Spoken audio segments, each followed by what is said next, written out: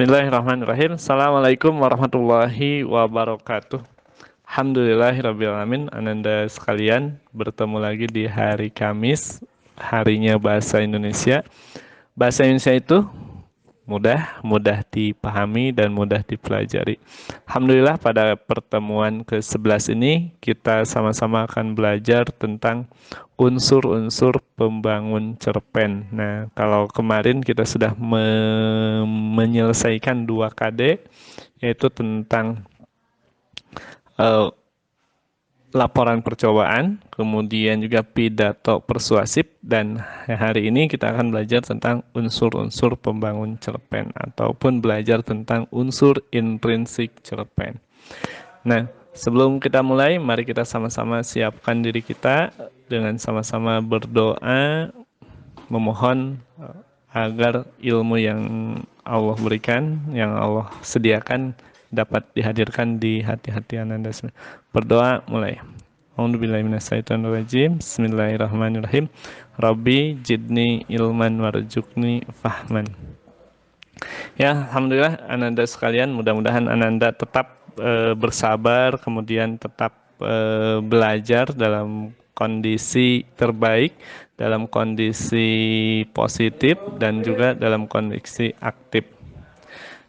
Nah, pada kesempatan ini tujuan pembelajaran kita adalah setelah pembelajaran ini Ananda sekalian diharapkan bisa mengerti dan dapat menjelaskan pengertian dari cerpen. Kemudian yang kedua, tujuannya adalah menganalisis, Anda dapat menganalisis unsur-unsur pembangun cerpen. Nah, nanti kita akan pelajari. Nah, siap dan Ustadz sampaikan bahwa bahasa Indonesia itu mudah dipahami dan mudah dipelajari. Kemudian siapkan juga positif bukan negatif, aktif bukan pasif. Ya, kita masuk ke pembahasan materinya. Yang pertama tentang pengertian cerpen. Cerpen itu adalah akronim ya, cerpen, cerita pendek. Ya, kita nyimpang sedikit. Kenapa Ustadz bukan singkatan cerpen? Nah, beda ya. Kalau singkatan itu semuanya katanya punya kepanjangan, misalnya SMP. Nah, S-nya sekolah, M-nya menengah, P-nya pertama. Nah, itu adalah singkatan. Kalau cerpen, nah itu cerita pen pendek. Nah, itu adalah akronim. Nah, seperti juga cembung, cerbung. Nah, cerita bersambung. Nah, itu juga adalah akronim. Nah, jadi cerita pendek atau yang akronim cerpen itu adalah suatu bentuk karya sastra yang ceritanya hanya menceritakan satu peristiwa dari seluruh kehidupan pelakunya. Nah, maknanya cerpen itu karena pendek, jadi hanya menceritakan sekelumit kisah atau bagian-bagian kisah dalam hidup pelakunya. Beda dengan novel ataupun novelet ya. Kalau novel itu dari lahir misalnya, kemudian remaja, dewasa, sehingga menikah, hingga akhir hayatnya itu diceritakan. Maka cerpen itu tebal ya, dalam bentuk buku cerpen. Nah, kalau novel, kalau cerpen ya dalam bentuk lembaran biasanya. Nah, itu pengertiannya, jadi cerita pendek atau bentuk sebuah karya sastra yang ceritanya hanya menceritakan satu peristiwa dari seluruh kehidupan pelakunya. Nah, kemudian untuk membedakan cerpen dengan novel, ya pasti ya dari segi fisik, kalau novel itu tebal, kalau cerpen ya hanya beberapa lembar. Nah, ini yang pertama cirinya, panjang cerita tidak lebih dari 1.000 kata, ataupun ada yang mengatakan 1.000 sampai 1.500 kata. Nah, kemarin kita sudah belajar menghitung kata ya. Nah, satu halaman itu kurang lebih 200 kata. Kemudian mengandung satu gagasan utama. Nah, artinya ketika kita menceritakan tentang satu peristiwa, maka fokus kepada peristiwa itu. Kemudian yang ketiga menyajikan kejadian yang paling menarik. Nah, karena cerpen itu hanya satu kejadian, maka ketika kita akan menulis cerpen, misalnya kita memiliki pengalaman-pengalaman. Nah, pilihlah pengalaman-pengalaman yang menarik agar orang mau membacanya. Kemudian berakhir dengan penyelesaian. Jadi tidak bersambung, langsung hari itu juga selesai gitu. Nah, itu ciri-ciri dari cerpen.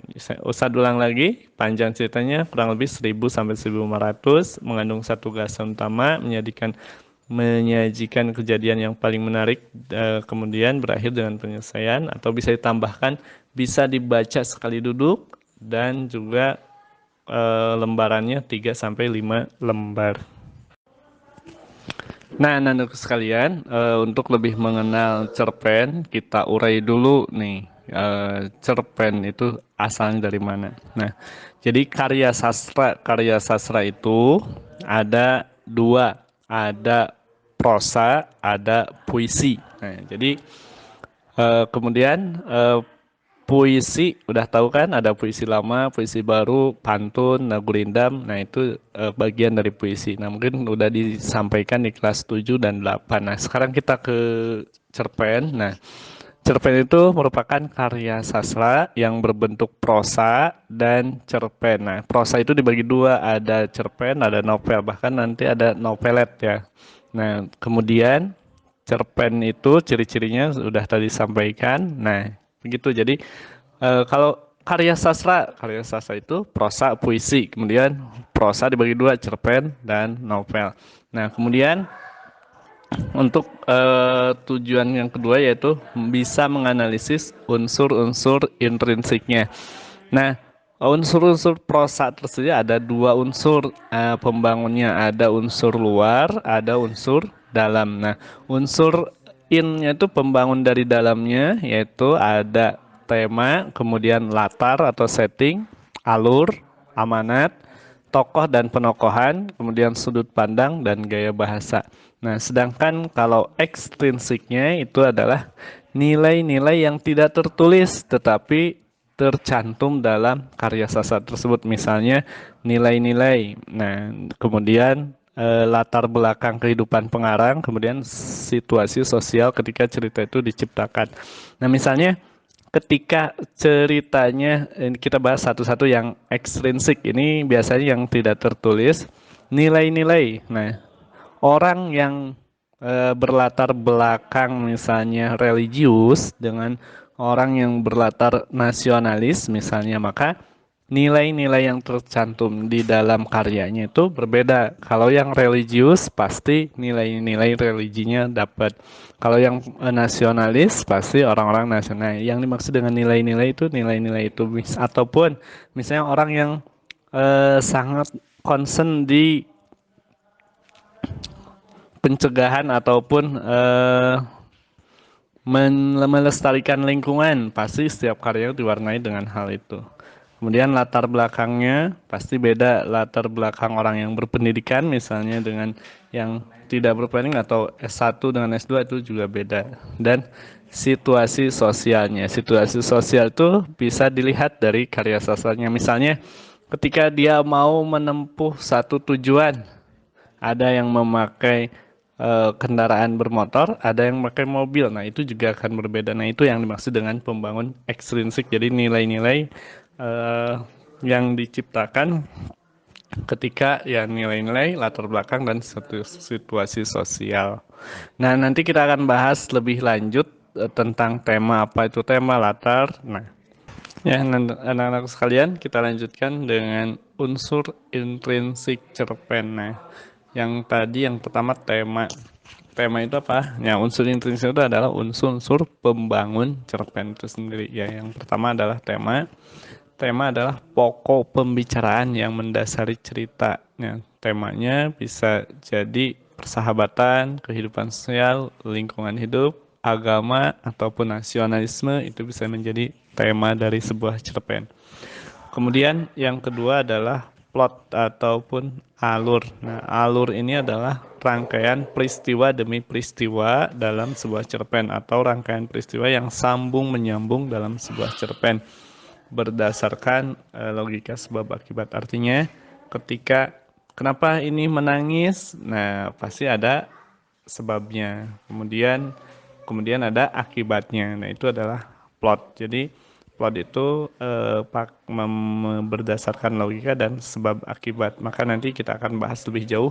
Ada sebab konflik, kemudian ada akibat konflik. Nah, kemudian ada amanat. Nah, amanat itu adalah hal yang ingin disampaikan oleh pengarang ataupun hikmah-hikmah atau pesan-pesan yang disampaikan dalam cerita tersebut. Kemudian yang keempat adalah sudut pandang. Nah, sudut pandang ini adalah posisi pengarang terhadap kisah yang diceritakan. Artinya, ada di mana kita yang sedang bercerita atau pencerita itu. Misalnya kalau aku pergi ke gunung, nah itu adalah sudut pandangnya, posisi pengarangnya berada di orang pertama. Kemudian kalau dia pergi ke gunung, nah itu adalah posisinya pengarang hanya mengawati orang lain yang pergi ke gunung. Nah, bisa dilihat dari sini sudut pandang itu atau point of view itu ada orang pertama, pelaku utama, kemudian orang pertama, pelaku sampingan. Nah, cirinya orang pertama itu aku atau tokoh itu menceritakan dirinya sendiri. Kemudian kalau orang pelaku sampingan, tokohnya ada dalam cerita tapi menceritakan orang lain. Nah, kemudian ada orang ketiga. Orang ketiga itu bisa dilihat cirinya dari nama tokoh ataupun kata ganti. Ada kata dia, beliaunya. Nah, itu adalah ciri-cirinya menggunakan sudut pandang orang ketiga. Kemudian orang ketiga ini ada dua, ada serba tahu, ada sebagai pengamat. Nah, kalau serba tahu bagaimana? Ya, serba tahu itu tahu fisik dan batinnya, tahu ekspresi ataupun kejadian-kejadian sebelumnya. Kalau pengamat ya hanya bisa yang dilihat yang diamatinya saja. Bedanya gini ya, coba perhatikan di sini. Ada ini contohnya orang ketiga pengamat. Dia menceritakan sebuah cerita misalnya. Dia menggunakan baju warna merah. Merahnya seperti warna cabai. Itu adalah sebagai pengamat. Dia melihat orang lain menggunakan baju merah. Merahnya seperti warna cabai. Nah, kalau yang serba tahu, ceritanya seperti ini. Dia menggunakan baju warna merah yang dibelinya di mall beberapa waktu lalu dengan harga sekian dan uangnya didapatkan dari celengannya.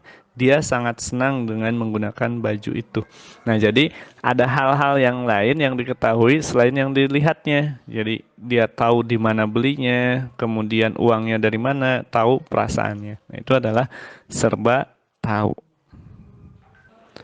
Kemudian tokoh. Nah, tokoh ini ada dilihat dari perannya. Nah, ada tokoh utama, kemudian tokoh pembantu, ada juga tokoh figuran. Kemudian dari berdasarkan wataknya ada tokoh protagonis, ya antagonis, ada tokoh tritagonis. Nah, kalau protagonis itu adalah tokoh yang baik, ya tokoh antagonis tokoh yang selalu berseberangan ya dengan tokoh utamanya. Kemudian tritagonis adalah tokoh yang kedua-duanya. Nah, anak-anak sekalian, nah tokoh ini juga nanti ada tokoh, ada penokohan. Nah, itu bedanya. Kalau tokoh itu adalah orangnya, misalnya si A, si B atau nama orang. Kalau penokohan adalah sifatnya atau watak atau karakternya. Nah, sifat ini ada fisik, ada batin ya. Kalau fisik misalnya, nah ini Ustadz berikan contoh. Nah, ada fisik, ada batin. Misalnya kalau fisik rambutnya keriting, kemudian wajahnya putih, nah itu adalah fisik. Kemudian ada penokohan sifat. Sifat itu misalnya baik, kemudian jujur. Nah, itu adalah penokohan. Nah, kemudian ada beberapa cara pengarang dalam menggambarkan watak tokoh. Nah, caranya ada analitik atau langsung, ada juga dramatik atau tidak langsung. Yang dimaksud dengan penokohan analitik atau langsung bagaimana? Nah, seperti ini. Aku berjalan dengan temanku yang baik hati. Nah, itu langsung diceritakan oleh pengarang. Tetapi kalau yang dramatik atau tidak langsung itu berdasarkan pikiran tokoh, kemudian dialog atau ucapan, tingkah laku tokoh, lingkungan sekitar tokoh, reaksi tanggapan orang lain, dan keadaan fisik. Saat gimana gak ngerti pikiran tokoh? Nah, misalnya gini, kalau pikiran tokoh ini ketika dia melihat tidak ada orang lagi di kantor itu, dia berniat mengambil barang yang bukan miliknya gitu. Nah, itu adalah pikiran tokoh. Jadi, kira-kira orang itu memiliki tokoh apa? Bagaimana? Nah, gitu. Kurang jujur ataupun ya suka ngambil barang orang gitu. Nah, kemudian dari dialog tokoh. Nah, dialog tokoh atau ucapannya. Kita bisa melihat misalnya kita lagi jalan nih, mau ceritakan, Dek, besok mau kemana? Hari Minggu ya?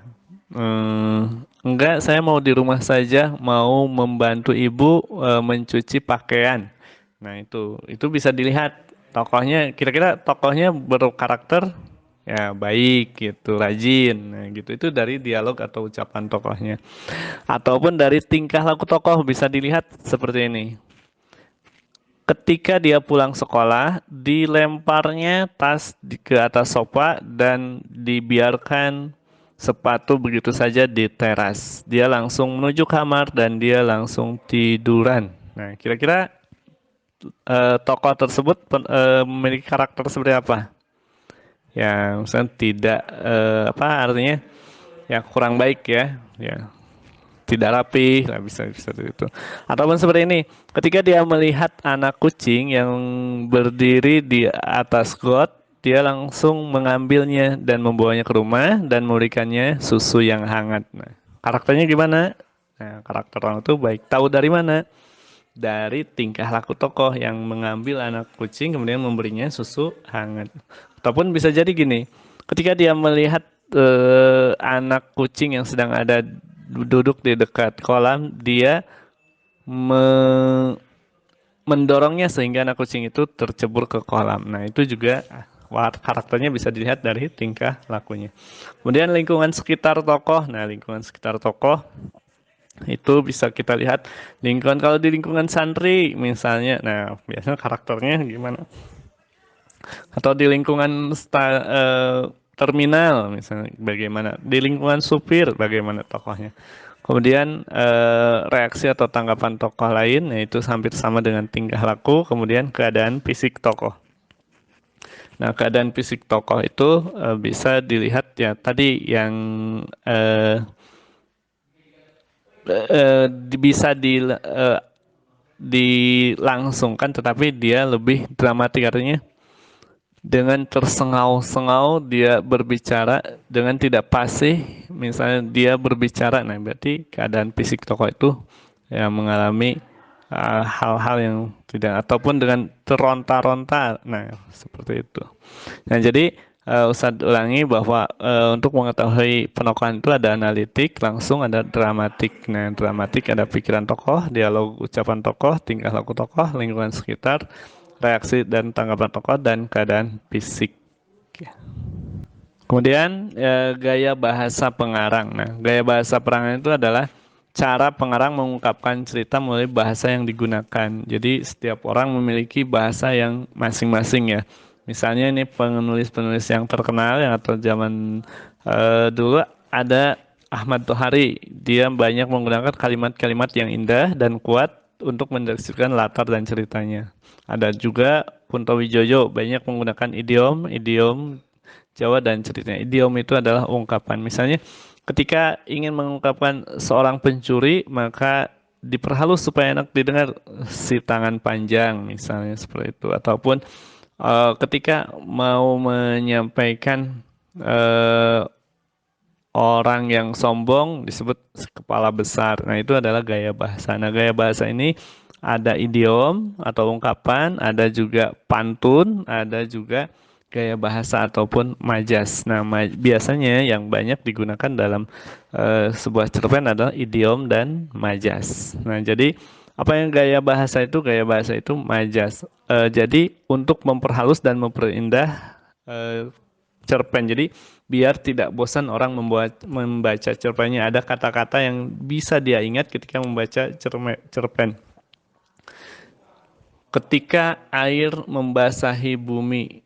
Nah, itu adalah tandanya dia sedang menceritakan hujan. Nah, jadi menggunakan bahasa-bahasa yang ketika pohon tertebak angin dan melambai-lambaikan eh, melambai-lambaikan sebagai tanda perpisahan. Nah, itu juga menggunakan majas. Nah, nanti bagian-bagian majas akan kita bahas tersendiri. Nah, kemudian ada yang terakhir adalah latar atau setting. Nah, latar itu ada 3 bahasan ya. Jadi, apa itu latar? Segala sesuatu yang keterangan terhadap waktu, ruang, dan suasana yang mendukung atau terjadinya peristiwa tersebut. Nah, latar ada 3, ada latar tempat, latar waktu, latar suasana. Nah, latar itu ada yang disampaikan jelas, ada yang tidak jelas atau samar, harus kita lihat. Misalnya, latar tempat di sekolah, di stasiun, di kebun, nah, di rumah itu latar tempat. Kalau latar waktu, kemarin, hari Senin atau lusa, kemudian esok itu adalah latar waktu. Pagi, sore, siang. Nah, kalau latar suasana bagaimana? Senang, gembira, sedih. Nah, seperti seperti ini latar. Nah, kalau ada latar ketika dia pergi ke sekolah, setibanya dia di sekolah, dia langsung menyimpan tasnya di mejanya. Nah, itu latarnya berarti di sekolah, di kelasnya. Nah, ada juga latar yang tersembunyi misalnya. Ketika jam istirahat telah mulai, dia langsung menuju kantin dan jajan bersama teman-temannya. Nah, itu latarnya tersembunyi, tetapi kita bisa menebak ada istirahat, ada kantin ya, bisa di tempat kerja ataupun bisa di sekolah. Kemudian latar waktu juga sama, misalnya ketika matahari sudah berada di atas kepala, nah itu berarti latarnya siang. Latar suasana, suara orang bergemuruh ingin menyaksikan pertandingan tersebut. Nah, itu juga latar suasananya gembira, ya, suasananya banyak atau ramai. Nah, ini yang Ustadz sampaikan pada kesempatan hari ini ya, tentang unsur-unsur intrinsik dan ini baru pengertiannya. Nah, nanti Anda sekalian kita akan belajar tentang menganalisis unsur-unsur intrinsiknya. Insya Allah pada kesempatan berikutnya. Nah, ini untuk tugasnya, Ustadz tugas hari ini, tetapi Ustadz berikan tugasnya untuk menyelesaikan tugas-tugas sebelumnya. Yang ada latihan membaca cepat, tugas proyek, laporan percobaan, menyalin pidato Bung Tomo, menganalisis pidato Bung Tomo, dan membuat video pidato persuasif. Nah, jadi mohon diselesaikan tugas-tugasnya. Ustadz ucapkan juga dan terima kasih kepada anak-anak sekalian yang sudah menyelesaikan tugas-tugasnya, bahkan ada yang mengantarkannya langsung ya. Terima kasih dan Ustadz harapkan dikirim via WA ya. Ya, terima kasih. Billahi taufiq wal hidayah. Semoga ilmunya bermanfaat. Assalamualaikum warahmatullahi wabarakatuh.